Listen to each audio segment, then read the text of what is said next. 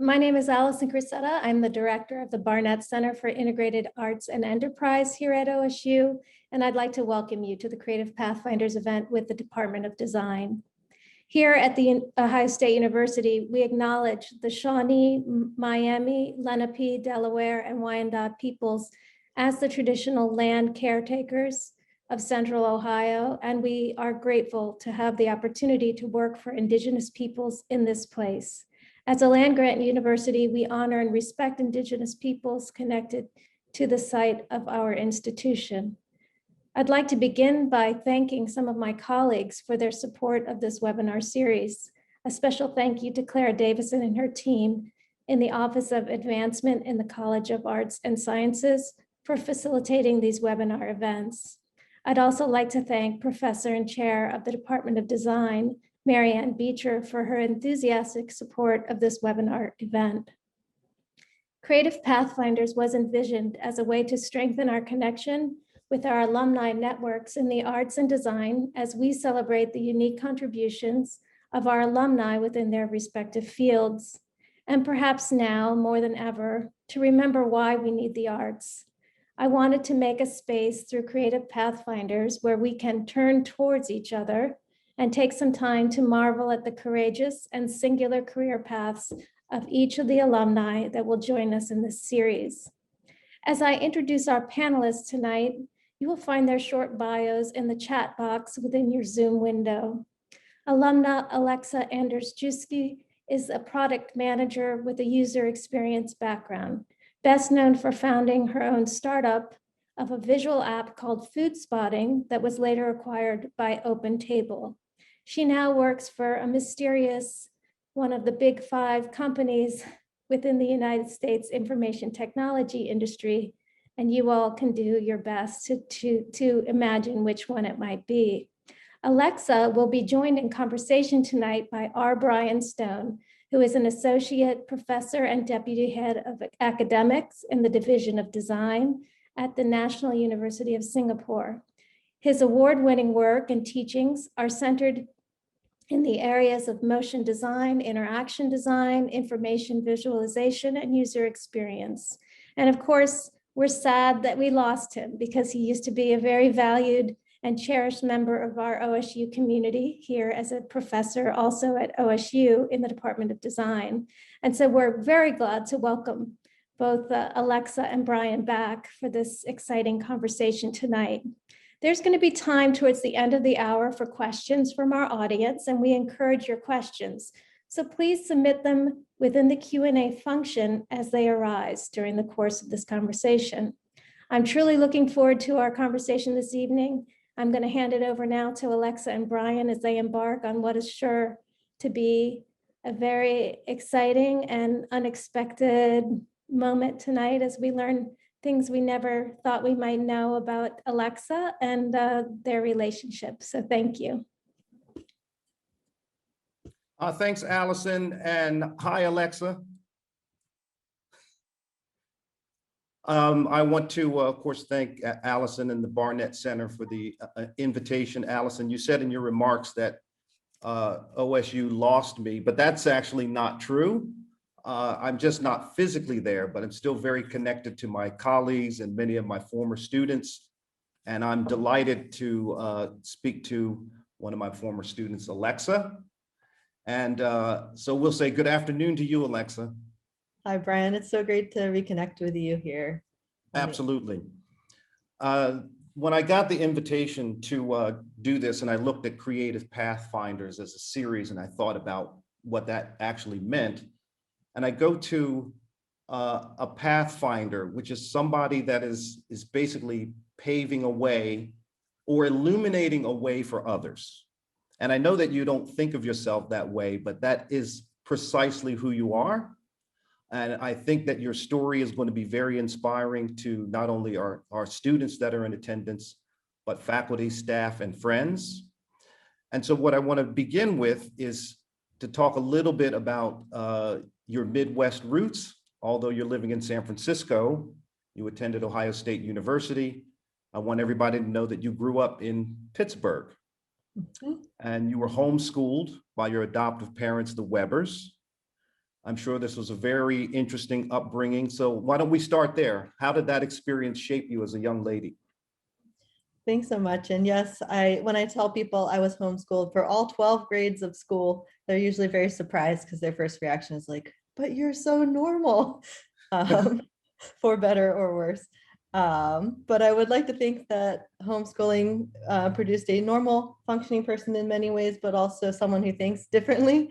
And that was part of what I enjoyed about it. My parents actually originally said they wanted to homeschool me as a kid because I was so busy as a kid, because I was always doing my own thing. Like I was designing magazines for my friends. I created play food and tried to sell it when I was a kid, and things like that. And then practically we lived like in a really rural area, 45 minutes from the nearest public school. And so they were like, school would be a waste of time for you.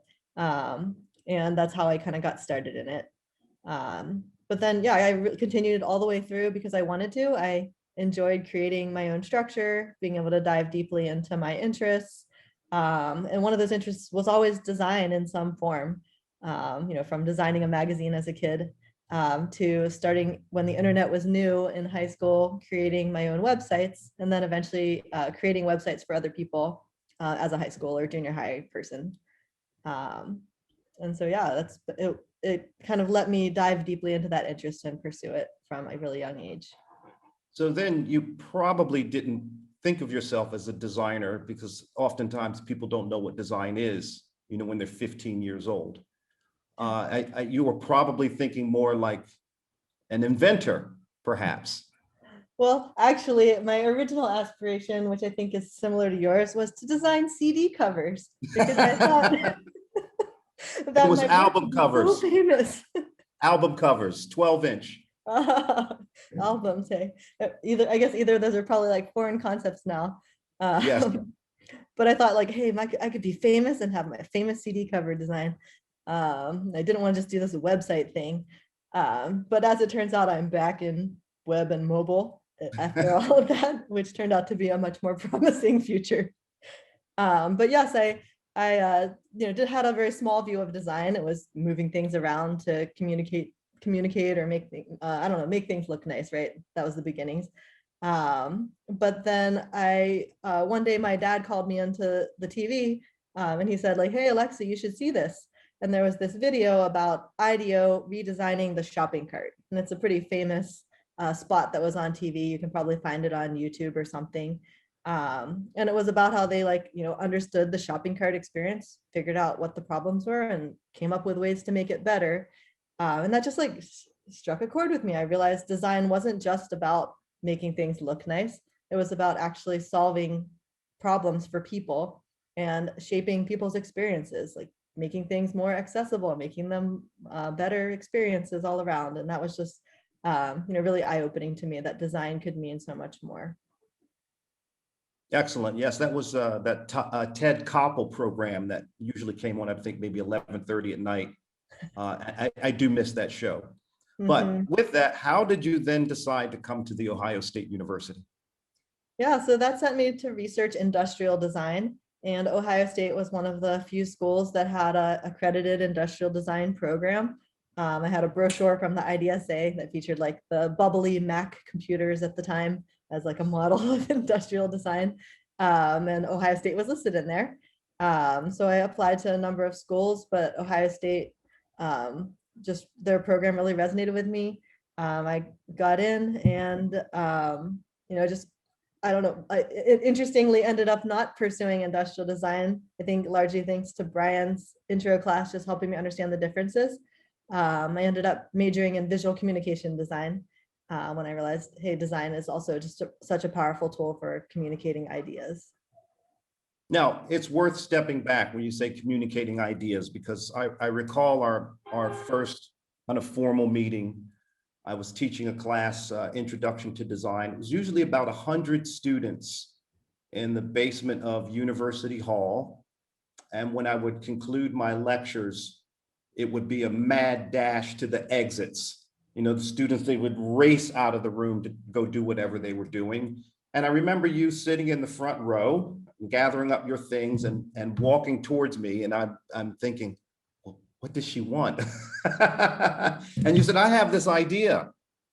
It's a cookie dunking cup. And you had a sketch, and you had a couple of different views, and then you had some annotations about how all this would function. And I just went, oh, wow. And here's this young lady that's already sort of pitching concepts. So it was not only the idea of the cookie dunking cup itself, but it was how you were talking about it. So you should share a little more with our audience about that whole process. Yeah, sure. So that's one part, homeschooler awkwardness. I was that person who would always raise their hand in the front of the class and like ask questions, answer questions, and keep the class going. And then one part always being pitching. I think that I'll talk later about how important it is when you have an idea to share it with everyone who will listen, because that's how it can take root. And in this case, the cookie dunking cup didn't go farther than a rendering for one of my industrial design classes, but I shared it with Brian and I shared it with other people. And it was just like, hey, I realized design can solve problems. I had this very minor problem of when you dunk cookies, little crumbs fall off in your milk. And so I designed a mug with a little sieve built in that you could stick the cookie in and then lift it out and then eat it without getting all messy. And so it was good practice pitching an idea and sharing it with whoever would listen. And then again, thinking about design as a problem solving medium and visual communication as a communication medium that really clicked for me. Yes, but my so dad then- is still hooked on the cookie dunking cup. He still thinks that was my best idea. Well, it's never too late. I don't see them sold anymore usually. So yeah. So we have you now in the Department of Design. You've sort of focused on visual communication design, but of course you get exposed to a lot more things other than visual communication and its core curriculum. So I know that there were some other influences that you had while you were studying at Ohio State. What were they? Yeah, so I mean, one of the first classes that stood out to me was with Liz Sanders, who's one of the pioneers of user research and user-centered design. She's the one who came up with the framework for understanding not just what people say, but also what they do and what they make, and using creative methods to draw out insights from people, like having them design their own remote control to understand what the ideal remote control would look like. And that was just so eye-opening to me, because it was not just about design as a product or a thing that you make. It was about design as a method and a way of understanding people better, of drawing out kind of their hidden thoughts or their hidden problems. And that was really formative to me. And the other thing that I took away from that class was the importance of understanding unmet needs. And I think that even today I see people making the mistake of seeing a need and then thinking that they need to build something to fix it, without first understanding if it's an unmet need. For example, people need to order food, so I'm going to build a food ordering app. But I mean, obviously there are lots of food ordering apps out there. So what's the unmet need that your product would uniquely solve? And I see this mistake all the time at my current company and with startups, is like not finding the unmet thing. So that always really resonated with me, and the research aspect of validating that the problem you're solving is real. I think that was a very important change in our orientation to design study and design practice, is this kind of focus in making it a bit more people-centered. Was for many, many years designer-centered activities. I have some props. I hope I don't get into trouble, but this is Liz Sanders' book. It's a terrific resource. So if you want to follow up a little more on some of the things Alexa was inspired by, that is the source that I would recommend. Of course, outside of enrolling in the Department of Design and taking courses with Dr. Sanders directly. So what else did you do in the Department of Design? Yeah, so I mean, I think what was also interesting is we did intersect with the industrial design department and the interior design department. And so I learned also about environmental design and the way that the spaces that we create shape the way that we interact with people. I did a project on how the design of the Greyhound station in Columbus was not necessarily designed around people, or was not designed for people's needs. And I took pictures of, people sitting on their suitcases and trying to make do. But was just learning about environmental stress and the way that the environment can really change and influence your behavior. And that's a theme that's carried through a lot of the work that I've done since, is thinking about both online spaces and offline spaces as environments that can shape how people interact. So that was another big one. And then the third was, of course, your information design class was one of the best classes I ever took, which was, it was kind of the ultimate communication class, which was taking a very complex idea, understanding it really fully, but then boiling it down to its essence. And so I think visualization and the idea of, making something very complicated, very simple is something that I use every day in my work still.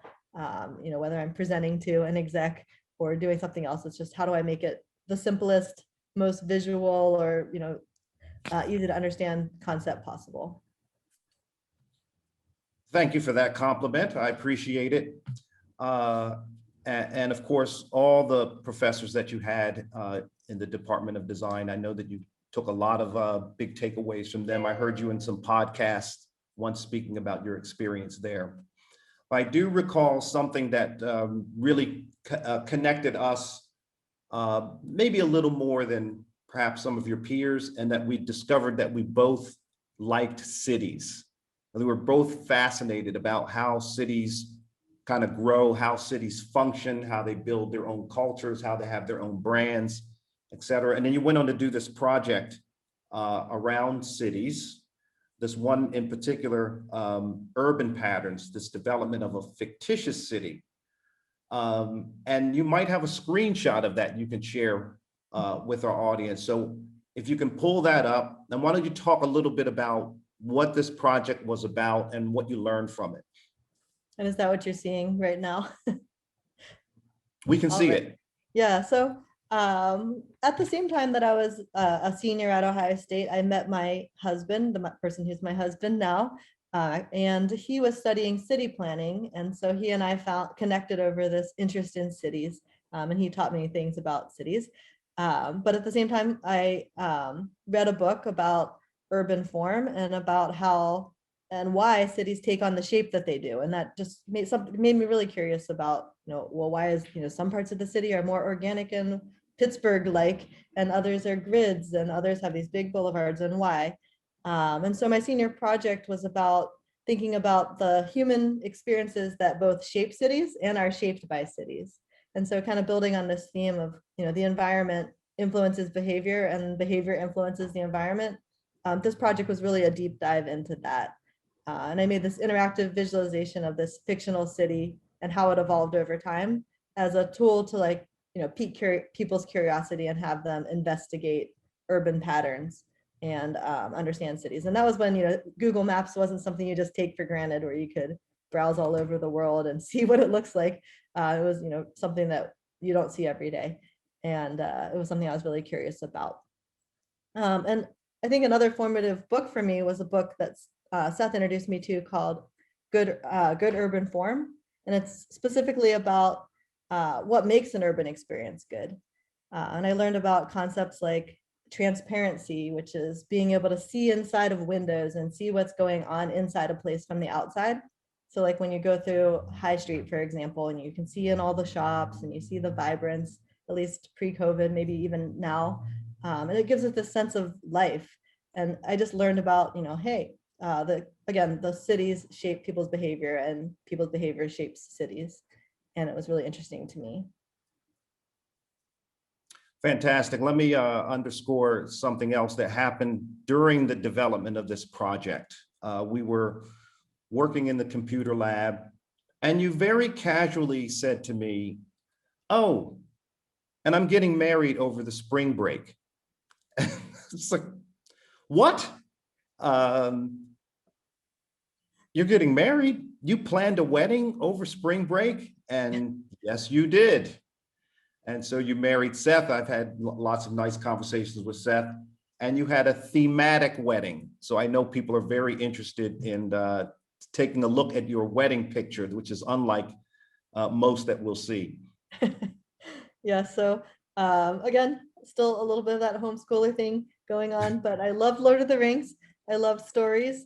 And I, wanted to put it all together in this metaphorical wedding that was a Lord of the Rings theme, where I really took this idea of life being this bigger story that we were all caught up in, and us having a part to play. And I wrote the whole script, and we designed our own costumes, and just had this, what I'd like to think was a non-cheesy Lord of the Rings themed wedding, meaning there were no orcs or Gollum handing us the ring, but we still had that touch of like elven design and this elven logo that I designed for the wedding, that represented, us coming together, and forming this one branch.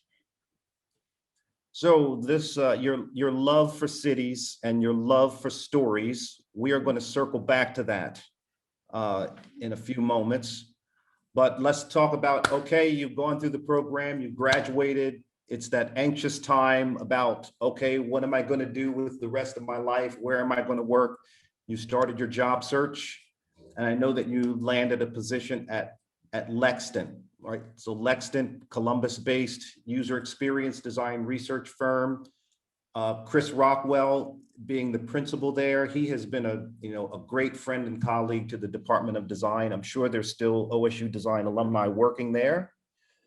And I know that you learned a lot there. You met a lot of great people. So let's start with your experience now at Lexton.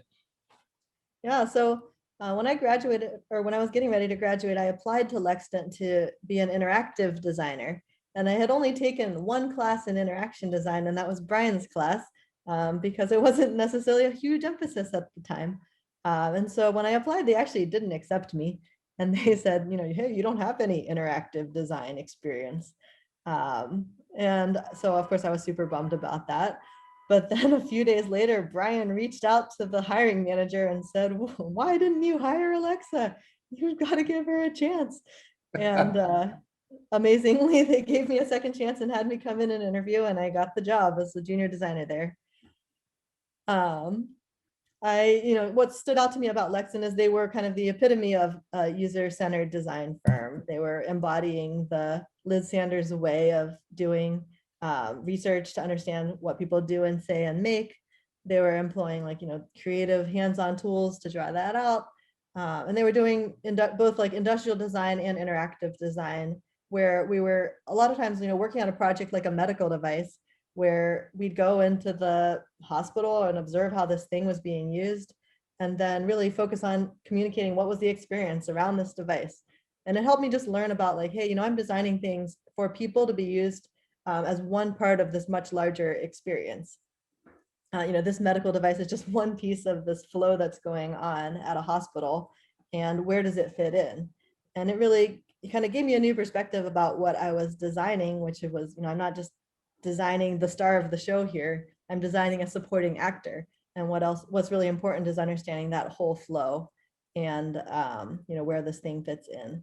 And so that was really something that shaped how I continue to work today and a lot of the projects I did since. And I love that aspect of Lexton, thinking holistically about experiences. And there were a few people there that you worked with that were some degree of influence on your career moving forward. Who were they? Yeah, so Kendra Schimmel was is a pretty well-known design leader now that also worked at Lexton, and kind of took me under her wing and was a mentor to me as a junior designer. She, worked with me to build basic presentation skills, basic interaction design, wireframing skills. Gave me critical feedback, sometimes hard feedback, but I think having her made me so much more prepared to go out into the world and to be a leader myself. And so she was a really important mentor to me. And again, like a lot of the folks who worked there, Chris, Marty, is another guy who was there, had just created a lot of the tools and methods that are used in the design field today. And I think what I took from Lexton largely was a toolkit of, things like experience maps, like these long plotter printouts of an entire experience that I could use at Opentable later and at my current job now. And so just came away with this great toolkit and also just great connections. Well, I'd say one thing that being in the design field has taught me is to be prepared for change, because it's inevitable. And I don't know what this conversation was actually like, but Seth decides that he wants to pursue his advanced degree at Cal Berkeley. Is that right? Mm-hmm. All right, in city so planning. Yep. you say, let's pack up and we're going to move to San Francisco. So that takes you to the next series of events in your career. What was that transition like? And then where did you ultimately end up? Yeah, so I mean, I think it's funny that I didn't think to go to San Francisco independently as just like a place where a lot of tech and design was happening. But once I got there, I realized, hey, there are a lot of leadership companies that are creating new practices and processes for design. And one of those was Adaptive Path. And so I was just literally surfing my computer one day and looking at the different companies that were out there once we'd moved. And I stumbled upon Adaptive Path's website. And what really jumped out to me about their site was, instead of being this flashy flash website of all these anonymous designs that they'd done, or this highlight reel, they really highlighted the people that worked there. Like half of the site was bios of every single person who worked there, their picture, their blog posts, and their ideas. And something struck me as really different about that. And I realized after I started reaching out to them that this was a company that was people-centered in everything that they did. Like, they were a company that was made of people. They had people-centered practices, like a true 40-hour work week, where they would always have tea hour at 4 o'clock on Fridays, and you had to stop working and just come have tea with your colleagues and hang out. And they believed that like each of the people there had something unique to offer the world. Even me, as their first junior designer, they wanted me to come in and blog and write and share methods and share ideas. They encourage us to do that. And, just that instilled me with so much confidence that like, hey, I have something unique to offer the world of design, even as this junior designer. I mean, maybe it just gave me false hubris, but it made all of us feel like, hey, I have something valuable to give. And, I was writing and sharing that from the start.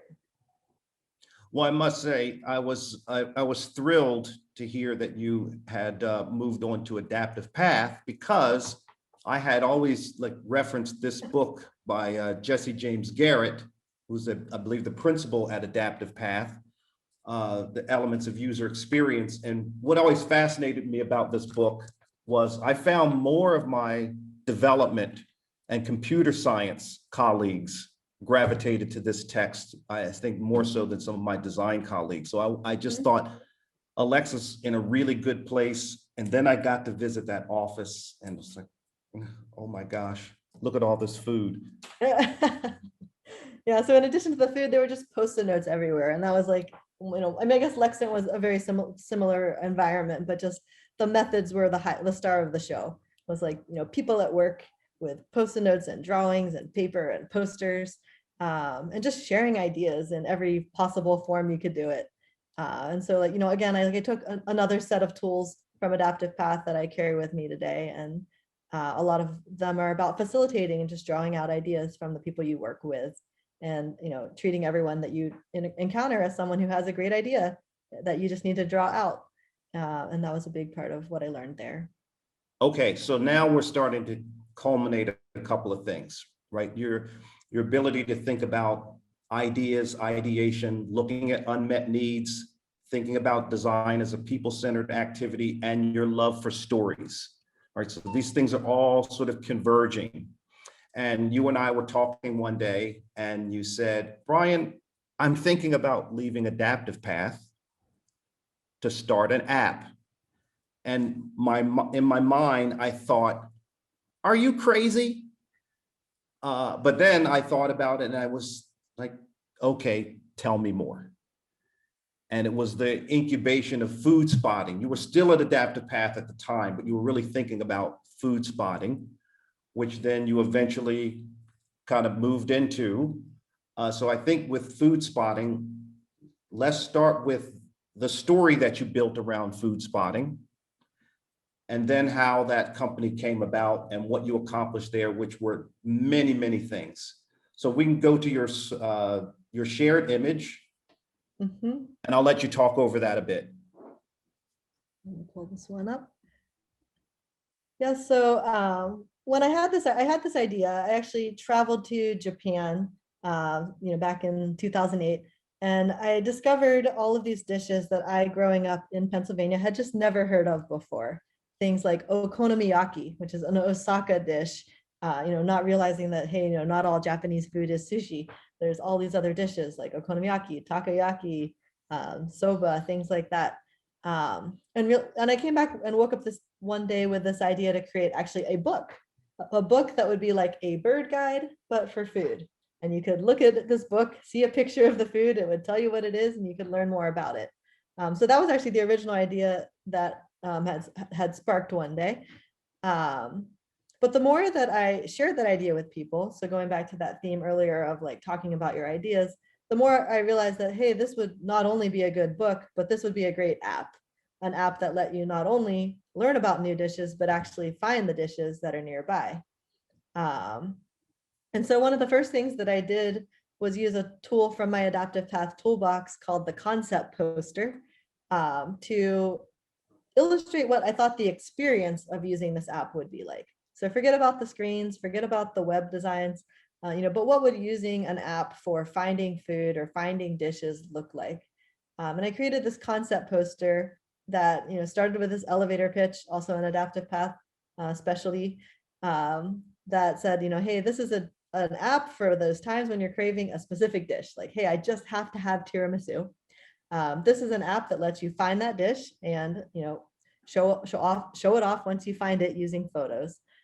And so I created this poster that illustrated, hey, you can use it to find a specific dish that you're looking for.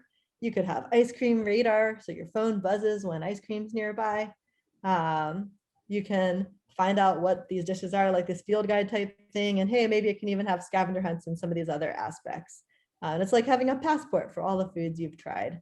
And so I put together this poster, printed it out and carried it around in my pocket and literally shared it with everyone who would listen. So at one of those Adaptive Path tea hours, I pulled out the poster and started sharing it with the people that were at tea, and just getting feedback on the idea. And people at Adaptive Path, I think that's one of the amazing things about the company. We're just so supportive. Like they saw this idea and said like, hey, I would use an app like that. I would love to have this feature. I would like it to be more visual, or here's some feedback. And they were really generous with their feedback, but also their encouragement to, hey, this seems like something you should do. And then one of the people that I shared it with at Adaptive Path tea hour was Ted, who became my developer co-founder down the road, and actually joined up with me down the road to actually help build this thing and make it real. And so what I learned from that was just like, hey, when you have an idea, it can be tempting to like hold it close to your chest. And there's this myth that if I could just get it patented or trademarked, I could be a millionaire. But most patents and trademarks like sit there, and I don't know if they go anywhere. But if you share your idea, you can find the people, you can find the feedback, and you can find the connections that it takes to make that idea real. And that was one of the most important lessons I learned from kind of this going around pitching process.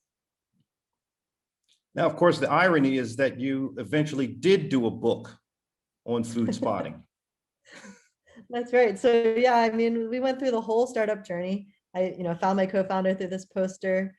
We pitched the idea later at startup weekends, and again, the same poster helped find us our first investors who actually were going to give us money to build this thing, which just blew my mind. And for me, it wasn't like, hey, I want to start a startup. It's like, hey, I want an app for finding ice cream, and I'm going to make this thing real. And to do that, we had to find developers. We had to find a team. To do that, we needed money. We needed investors. And so it's just kind of the pieces coming into place to make this experience vision possible. And one of the things that Peter Meerholtz, who was another Adaptive Path leader, always said is that the experience vision is the product. Like the experience is the product that you're creating at the end of the day, and everything else is just like supporting cast. It's the things that are trying to make that experience happen. And from him, I learned just hey, having this experience vision is everything. That if I could communicate this idea, I could get all these people on board and bring it forward to life. Well, it was a terrific app. I was a big user of food spotting. I was sad to see it go. I found a lot of great dishes using food spotting. It was my go-to source when I was traveling. Eventually, how many dishes were cataloged within the app? Yeah, so we eventually cataloged 5 million dishes around the world, which just blew my mind. Like I traveled to Chile once to speak at a conference there, and there were dishes like on every block around me. And I joked to people I was with, like, hey, I actually created this app so everyone in the world could tell me personally where I should eat wherever I go, because it sometimes felt like that. And it was just amazing just discovering so many new dishes through this app. And a lot of the pictures live on Instagram, hashtag food spotting, and the book still lives on as well, featuring a lot of the dishes we cataloged. But, yeah, eventually the app itself got sunsetted, which is sad, but not until after we got acquired. So that was a happy ending for us as a team. So we're going to get to the acquisition in just a moment, but something that was happening parallel to your time at Food Spotting was, of course, you were getting lots of visibility and you got very engaged in supporting sort of women in tech and mentoring and other initiatives like that. So talk a little more about what you were doing in that space. Yeah, so for me, I mean, again, like the people around you are what make products, make these things possible. That people around you are the ones who can encourage you to make this thing happen, who can support you. And for me, a lot of what helped get this thing off the ground was building up a network and then giving back to that network. So there were two organizations that were really pivotal for me. One was called Startup Weekend, and Startup Weekend has events all over the country where people could come and pitch their startup ideas, form little groups around it, and meet people to get it off the ground. And for me, Startup Weekend is one of the places where I met some of our first investors and some of our first connections. And then the other was Women 2.0, which is just an organization about encouraging women founders and entrepreneurs. And sometimes those two would get together and have events. And there it was really about pitching ideas and sharing feedback, and then going back for me and giving feedback as someone who had gone through that process before. And that network was so important to, again, making me believe that this is something that could be real. And I think until then, I didn't realize, like, hey, ordinary people like me who are not developers, non-technical, could actually get an app off the ground. Fantastic. Okay, you can close the Food Spotting field guide and we'll go to Opentable. All right, so Food Spotting was acquired by Opentable, but as a part of that acquisition, it was not just the app and the data, but it was also the human resources, the talent. So you came along. I don't remember if Ted came along, I'm not sure. But then what were those next steps like? Yeah, so I mean, more and more at Food Spotting, as we grew from like a me company to a 10 to 12 person company, I realized that I was less and less becoming the designer of the app itself and more the designer of the way that we worked as a team. And I realized that, like, hey, my job now is to design an environment where people can do their best work, where people can be creative, where people feel valued. And I realized, like, hey, that's actually the environment that I was in Lexington and Adaptive Path, was a place where people were valued and it was a very people-centered company. And so I realized, like, hey, that's something I can uniquely do as the founder of a startup. And really think of it as a design problem itself, where I interviewed my team members, understood their pain points, and figured out how to help.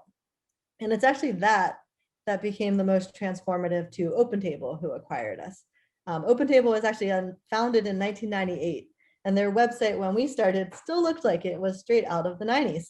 And they actually, when we first started talking to them, only updated their website once every 6 months, which is pretty crazy and unheard of nowadays. But the person who acquired us, Jocelyn Mangan, she was the head of product, and she had this gift of vision, and she wanted to jumpstart Opentable's progress into the future. And so she met with us at Food Spotting and realized that, hey, it's not just the product of Food Spotting, which they let live on for a while until they sunsetted it. It was the people and the energy of the team that Opentable really needed.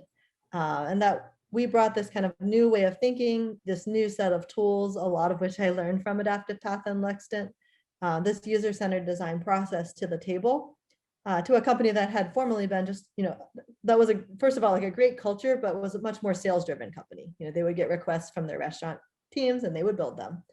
But now they were becoming a consumer company that had apps and needed to take those into the future. And so it was really that injection of people and culture that we brought to the table. I had the good fortune of being able to bring my class to visit you at Opentable. I remember one of the big takeaways was that you had people doing interaction design, and you had people doing design research. And the people doing design research were doing as much in the way of data visualization as the design team was, right? Because it was more about, we've got all of this information now, how do we convert it into something that's actionable by our design team? I was really, really struck by that. And I'm assuming that you were a big part of that. Yeah, so I think, a big thing that I learned through my original jobs was just that, hey, you're designing experiences, and that the screens on the app and the screens of the website are a very small part of the overall experience, especially when you're talking about something like hospitality. You're talking about, diners and restaurants, for example, and like, what are the interactions between these two parties?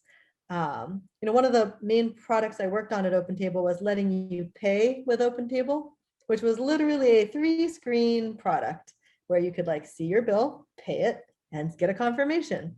But the amount of visualization of the experience of this, like orchestrating this dance between the diner and the restaurant staff, making sure that it all went off seamlessly, was a large part of what we were doing.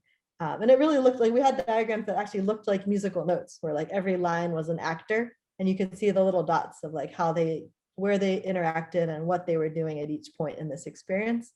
And it was really about thinking that way. I mean, and that's a big thing that I think about design is like, hey, you're designing experiences. You're designing the experience that you want to create for the end user, and you're designing the experience of the people you work with. And that, a leader can do both. Like, you're shaping the way that you work as a team, you're shaping the way people interact with each other. And that's what design has become about to me.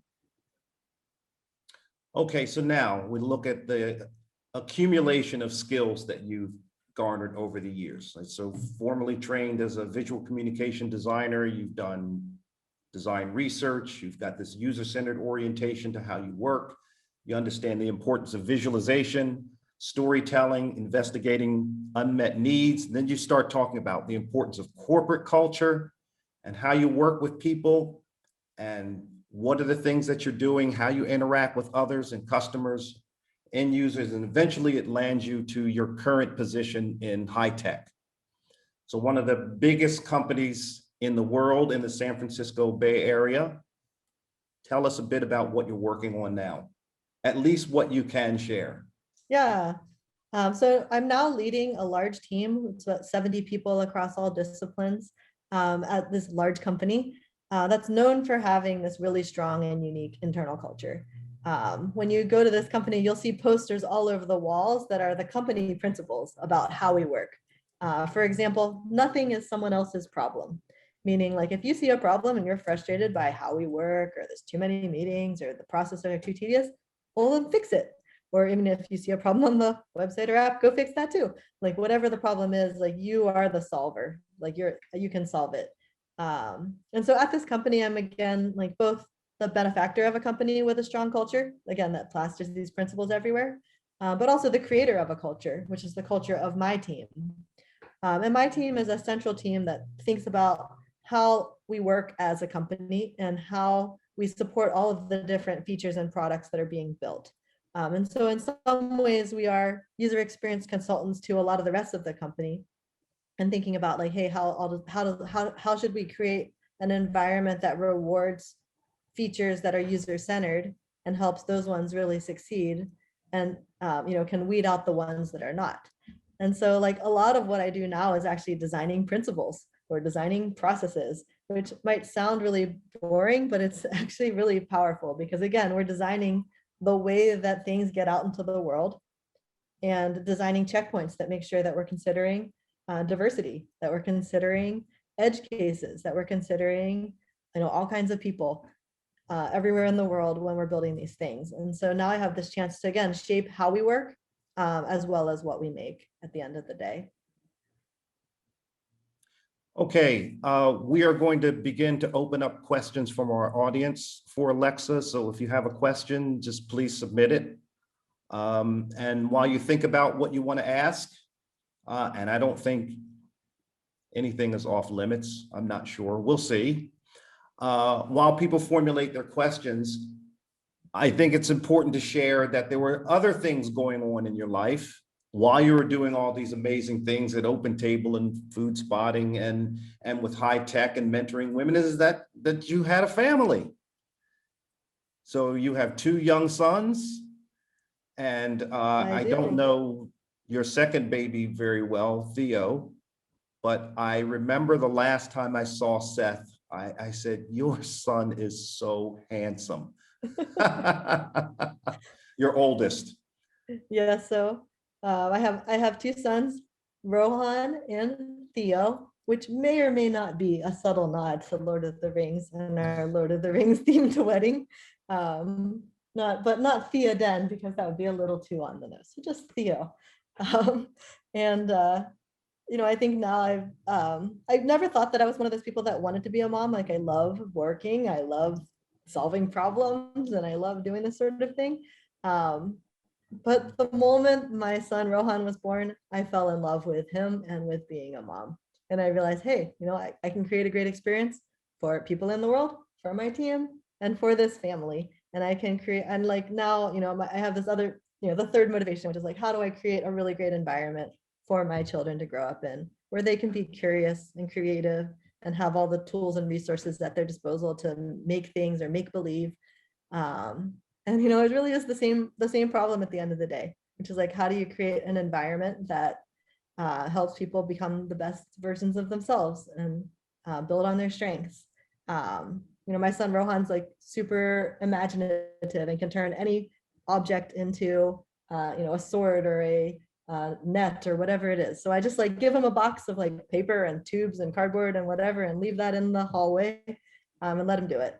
And again, it's about giving him the things he needs to be himself and to live into his strengths. So again, same problem in a different domain. And it's something I've really fallen in love with more than I ever thought I could. That's great. We do have a few questions that are coming in, and I know, I sort of prompt you that I might have to bring up the issue of COVID. I know California had some difficulties for a period of time, but what it has done is it's forced us to work a little differently. So the question here is in two parts. How has COVID changed the way you work? The second part to the question is, can you give some words of encouragement to our young people, our students, our budding designers that are moving into the workplace, that they can be courageous and there really are opportunities out there, and to sort of settle down their sense of anxiety? Yeah, so COVID has definitely moved our entire company, or at least in our product and engineering teams, all remote. So my entire team has been remote since COVID began, basically. And half the team has actually joined post-COVID. And so I think that is something that's interesting, where I think the big benefit is actually that we're forced to first like all be equal on the screen, and to make sure and be very intentional about making every voice heard. And I think that when we're in person, you kind of assume that will happen. Then you assume like, hey, if that person wants to say something, they'll raise their hand and speak up. But when you're remote, you have, especially as a leader, you have to be really intentional about being inclusive. And like, we have a class on how to have inclusive meetings, meaning not just assuming that making every voice heard will happen by default, because by default, it's the loudest talkers having the most say. But instead, like thinking about, again, tools and methods for how you work that can counter that. So, one of the things we've done is introduce tools that have virtual Post-it notes, like Mural and Miro are two of those tools. And at first it felt cheesy, like we were just trying to bring the office to the computer or whatever. But you quickly realize like, hey, Post-it notes have a reason for existing, which is giving everyone a chance to write down their thoughts and put them out there, even if they're shy, even if they don't like to speak up. And so if you join a company or you join a team where you're not seeing that, like, again, look for opportunities to make the process better and say like, hey, I see a problem. Not everyone's voices are being heard. Can we do something simple like go around the circle and make sure everyone gets a chance to talk? Or, are there other methods or tools we can use to solve that problem? And again, like a lot of my career has been seeing problems in the processes or ways we work and trying to solve those through, tools or methods. And then what reassurances can you provide our soon to be graduating students in the space of design. You have some words of encouragement or points of motivation for them? Yeah, I mean, I think designers are uniquely suited to be problem solvers. And I'd say, especially coming out of Ohio State, where the focus wasn't on just, again, making things look nice. It's not art, it's problem solving. It's figuring out how to communicate an idea more powerfully. It's figuring out how to fix a problem better. And I think because of that, you're well equipped to solve new kinds of problems. Like, I thought I was going to design CD covers. I didn't even know, iPhones were not a thing when I was in school. Isn't that crazy? But the same skill set of, see what the problem is, tell a great story about how you can fix it, help people picture what the experience could be like and solve it, are skills that transfer to any kind of job and any kind of domain. And so I think, think broadly about how design can be used. Design doesn't have to just be about one thing or another. Like, you can use this skill set of problem solving in a lot of different ways, and both to shape the culture of the companies that you go to, but also to shape the products that you build. And so I think, like, first of all, you have that great skill set that you can take to so many different places. And I would echo something that you already talked about, was they should share, as much as they can. Talk to people, network, share their ideas. Sooner or later, somebody's going to go, yes, you're a terrific candidate. Okay, I have another question that has come in from Patrick. I'll read. Do designers have to move to the West Coast in order to be part of the latest and greatest opportunities? And how do you compare your experience at Lexington to what's happening on the West Coast? I would say, like, different areas of the country maybe specialize in the types of problems they're solving.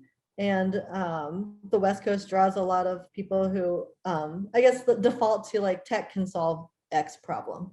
And that's not always the case. Like, I think in Opentable, actually, it is West Coast based, but their belief was that people can solve the problem. And a lot of Opentable is actually their sales and customer experience people. And that, like, there's just a different emphasis. So you'll find a bias in the West Coast of, like, technology can solve everything. And, the algorithm can do all the moderation for us and whatever. Like, and that's not always true. Like, you actually need people. And so I think other parts of the country, you'll find different themes. Like, I think, there's the media centric is the stereotype of New York, or, consumer products is the stereotype of the Midwest. But there's honestly, like, all kinds of companies in each of those places solving different kinds of problems. So Lexington actually worked very similarly to Adaptive Path.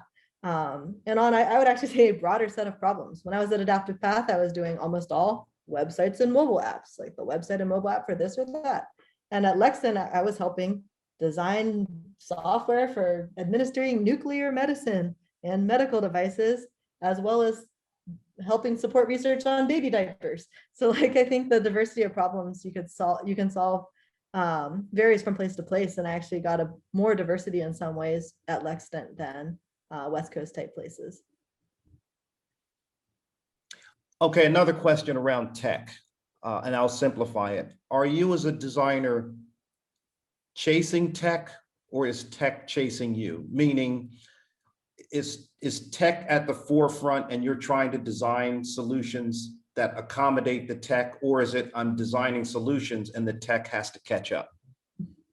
I mean, I would definitely recommend the latter, which again is like, to think about and design the ideal experience you want to create. Like, that's advice that people gave me for my startup from the very beginning, which is like, hey, tell me what the ideal solution to this problem would be, and then we can work backwards and tell you how to get there. That's what my investors would tell me. Instead of just think, hey, what's the first thing I can build using the technology that I have to solve this problem?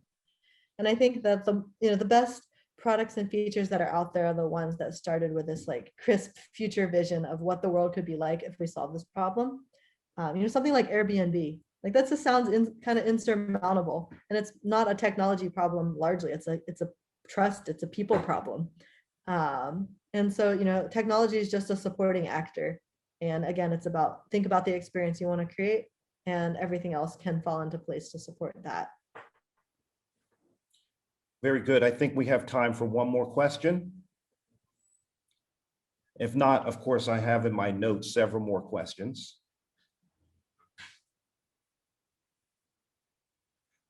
Okay, I get the last question then. What's next for Alexa? Well, I think that this reminded me that I'm still at the end of the day excited about cities, but more and more as a metaphor. At my current company, we actually think a lot about what we're building as an online city, which has, all kinds of people in the world.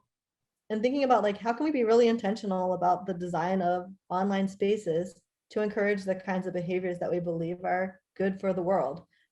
Close connections between people, sharing the truth and sharing facts, getting things done as a group, helping one another, saving lives. Like this is the kind of city we want to build. And I think that, even though that's like, hey, how I think about the things we're doing at this particular company, we should all be thinking like, hey, what's the world that we want to create? What kind of world do we want to live in? Don't just think about, the next person that we want to elect or the next thing we want to do, but like, hey, what's the ideal vision of the world that we want to live in? Like, how do we want people to interact? What do we want it to be like? And then what can we do to contribute to that world and make it possible? Like that's, I realized that like, hey, I have a small role to play at a very large company and a small role to play in the world. But, I think that like, when I think about, again, what I want the world to be like and how I want to bring people together, the rest of my career can fall into place. And so for me, it's about, really having that vision and working my way towards it. Well, very good. I wanted to close by saying, of course, thank you, and to let you know that you are an exemplary example of why many of us, my teaching colleagues, go into teaching, whether it's preschool, primary school, secondary school, university, or postgraduate school. It's to be able to be a part of the transition and transformation of young people and to sort of reflect to see what they're doing. It is extremely fulfilling to see the young lady with the cookie dunking cup and what you're doing now, and to follow that journey. I think it gives us all a lot of professional satisfaction and fulfillment. And I thank you, and I hope that you and I get to do something like this again 10 years from now, and then 10 years after that. Well, thank you so much, Brian. It's been so great to reconnect with you, and I would not be here without you and your classes, your advocacy, and your advice. So I just appreciate the role that you and Ohio State have played in my career. It was our pleasure. Okay, Alison, I'll turn the agenda back over to you. Thank you so much.